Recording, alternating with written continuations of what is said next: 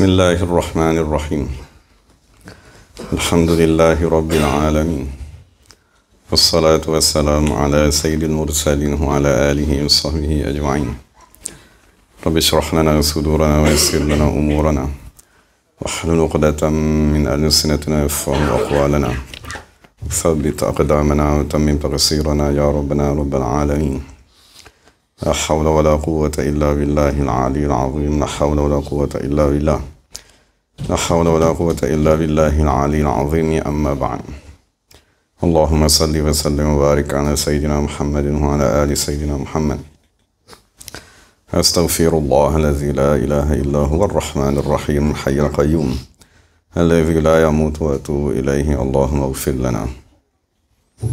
Alhamdulillah, kita bersyukur kepada Allah Subhanahu wa taala dapat sama-sama dalam pengajian kitab Risalah Fardhu Ain. Hari ini kita sampai muka surat 11. Sila baca. Bismillahirrahmanirrahim. Alhamdulillah wassalatu wassalamu ala Rasulillah wa ala alihi wa sahbihi wa man walah wa ba'du. Qala al-mu'allif hafizahullah wa nafa'ana bihi wa bi ulumi ad-darain amin ya rabbal alamin. Iman. Keimanan ialah tahap yang dikurniakan kepada mereka yang menyempurnakan kelima-lima amalan dalam rukun Islam. Al-Imam Al-Qurtubi berkata, Islam dalam penggunaan masyarakat Arab bermaksud tunduk dan patuh daripada seseorang yang menyerah diri. Sifat iman tidak semestinya wujud apabila sifat Islam wujud. Tetapi sifat Islam pasti wujud apabila sifat iman wujud, kerana setiap orang yang beriman pasti tunduk dan menyerah kepada Allah Subhanahu wa taala. Tetapi tidak pula setiap orang yang tunduk menyerah diri dihukumkan beriman dengan Allah Subhanahu wa taala, kerana dia mungkin menzahirkan keimanan kerana takut dibunuh. Maka ini tidak dinamakan iman. Dalil bagi hujah ahli sunnati wal jamaah ialah firman Allah Subhanahu wa taala dalam surah Al-Hujurat ayat 14. A'udzubillahi minasyaitonir rajim. Qalatil a'rabu amanna qul lam tu'minu walakin qulu aslamna. Bermaksud, golongan Arab pedalaman telah berkata, kami telah beriman. Kamu katakanlah wahai Nabi kepada mereka, kamu masih belum beriman, tetapi katakanlah kami beragama Islam. Allah Subhanahu wa taala menyatakan bahawa tidaklah setiap orang yang memeluk Islam dihukumkan beriman. Maka ini menunjukkan bahawa setiap orang Islam itu tidak dihukumkan beriman. Nabi Muhammad sallallahu alaihi wasallam berkata kepada Sayyidina Sa'ad bin Abi Waqqas radhiyallahu anhuma, tatkala dia berkata kepada Nabi sallallahu alaihi wasallam, berikanlah kepada si fulan kerana dia ialah orang yang beriman. Lalu Nabi sallallahu alaihi wasallam menjawab, dia ialah orang Islam.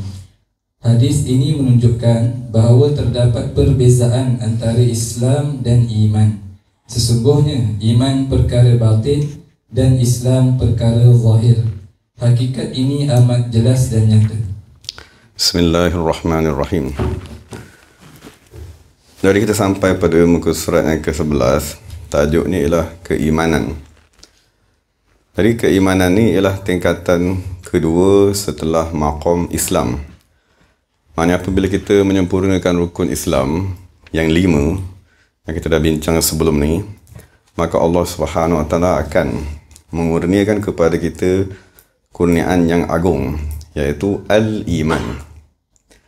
Jadi persoalannya, sekiranya kita dah mengaji sifat 20 di sekolah rendah ataupun dalam pengajian kuliah seumpamanya, adakah kita dah dihukumkan beriman? Jadi jawapannya, apabila kita mengaji sifat 20, kita hafal wujud, qidam, baqa' seumpamanya, maka kita diistilahkan orang yang berakidah. Maka sebab tu sifat 20 dinamakan akidah ahli sunnah wal jamaah. Dia tak kata iman ahli sunnah wal jamaah. Jadi apabila kita hafal sifat 20, belajar dengan guru, belajar segala dalil akal, kita mahir segala perbahasan ta'aluk dan seumpamanya, maka kita ialah orang yang berakidah. Maknanya kita dah tak menyembah selain daripada Allah. Kita tak mensyirikkan Allah Subhanahu Wa Taala. Setelah kita berakidah tersebut, maka kita dituntut mengamalkan rukun Islam. Yang kita dah bincang sebelum ni lah. Jadi apabila kita mengamalkan rukun Islam, barulah kita dikurniakan dengan keimanan. Jadi persoalannya, keimanan tu apakah bendanya? Keimanan tu mengaji kitab ke? Keimanan tu ialah ilmu ke? Keimanan tu ialah keyakinan ke? Maka Imam Naisaburi dalam tafsirnya berkata, keimanan yang dimaksudkan apabila dalam Quran sebut amanu wa amilus salihat, al-mu'minun, al-mu'min seumpamanya, keimanan tu dimaksudkan ialah nurul iman. Dia ialah nur yang membawa keimanan kepada seseorang. Jadi sekiranya kita mempelajari semata-mata hafazan sifat 20, maka itu belum lagi membawa nur keimanan. Jadi tujuan kita baca ni supaya kita jangan tersalah sangka dengan semata-mata kita hafal sifat 20 zaman dahulu, dan dengan semata-mata kita menghafal rukun Islam yang 6. Sebab lepas kita hafal rukun Islam yang 5 di sekolah rendah, kita diajar juga menghafal rukun Islam yang 6. Jadi saya dah hafal rukun Islam, maknanya Islam saya dah sempurna. Saya hafal rukun iman, maknanya saya dah dihukumkan orang beriman. Jadi itulah salah faham yang nak dibetulkan dalam kitab ni, supaya kita jangan mendakwa kita ni dah sempurna iman, ataupun kita dah beriman selagi mana kita belum dikurniakan dengan nur keimanan. Cuma persoalannya, nur keimanan tu nak dapat daripada mana? Nur keimanan dikurniakan kepada kita apabila kita mengamalkan kelima-lima rukun Islam tadi. Bermula dengan berzikir, kan, kita baiat daripada guru, lepas tu kita zikir dengan adab-adab berzikir, lepas tu kita semayang sebagaimana yang dah disyariatkan oleh ulama mazhab seumpamanya, puasa, haji dan zakat. Sehingga kita mengamalkan kelima-lima rukun Islam tadi secara istiqamah, maka mestilah Allah Ta'ala mengurniakan keimanan yang merupakan tingkatan kedua daripada 3 tingkatan Islam, iman dan ihsan. Jadi tadi dah dibaca lah beberapa nas daripada imam yang agung, seperti contohnya Imam Qurtubi dalam tafsirnya. Memang dia beritahu, semata-mata kita memeluk agama Islam, kita tak boleh mendakwa kita beriman. Bahkan Allah Ta'ala juga menyatakan dalam Al-Quran. Dan dalam hadis juga, Sa'ad bin Waqqas dia kata, wahai Rasulullah, orang tersebut beriman, tetapi Nabi kata dia masih semata-mata memeluk agama Islam. Jadi tidak semua apabila kita tadi dilahirkan, apabila kita tadi belajar dan seumpamanya, maka kita boleh mendakwa saya orang beriman. Bahkan dalam Al-Quran terlampau ada beberapa ayat yang secara khusus menyatakan orang beriman tadi amat sedikit. Sebagai contohnya, wama aktsarun nasi walau harasta bimu'minin. Tidaklah sebagian besar manusia tadi beriman, wahai Rasulullah, walau harasta, walaupun kau bersungguh-sungguh dakwah. Jadi hari ini umat Islam ada 1.7 bilion, tapi nas Al-Quran tetap mengatakan orang beriman amat sedikit. Illallazina amanu wa amilus salihati wa qalilun mahum. Kecuali orang yang beriman dan beramal soleh, dan Al-Quran tetap menyatakan wa qalilun mahum, amat sedikitlah mereka tersebut.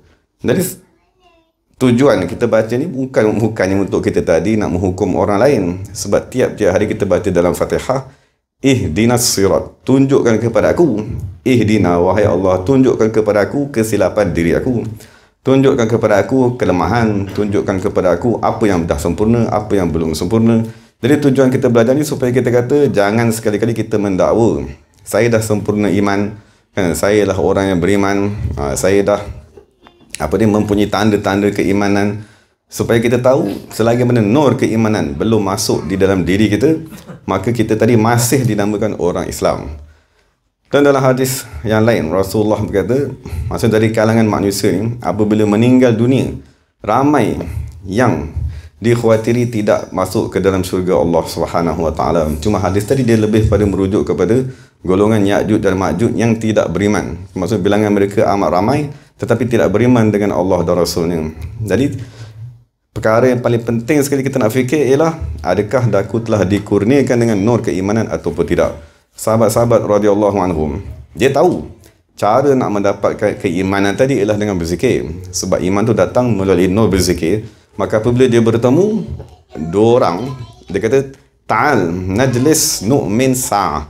Maksudnya kita duduk kita beriman sejenak. Itu bila dia duduk, dia buat apa? Dia berzikir. La ilaha illallah, la ilaha illallah.